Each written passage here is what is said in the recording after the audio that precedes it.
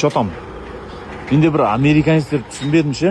Мына бір заводтан біз 14 штук мынандай машинка аламыз міне. Осы машинканың 14 штугы бар екен. Біз арада 7 тракторымыз да. Барлығы бір жерден алып, бір жерге барады екен. Мынау артып отқан орыс. Енді мен айтқым келгені, мынаның біреуінің салмағы 11,5 мың паунд, мынаған 4 штук салатын болса, где-то 46 мың паунд болады. Заңды түрде алып кете алады. Бірақ каждый тракқа екі-екеуден салып береді да. Барлығы бір жерге барады. Не үшін?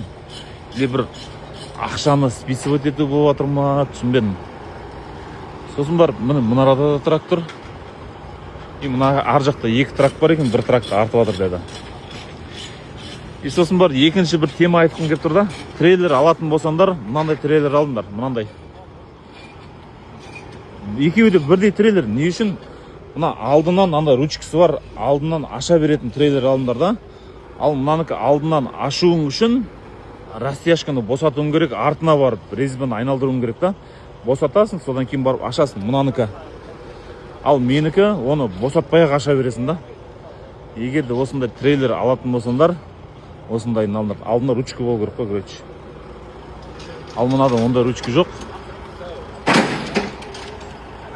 Бұда воздушкамен. Бірақ трейлері өте жақсы екен. Red Noir Max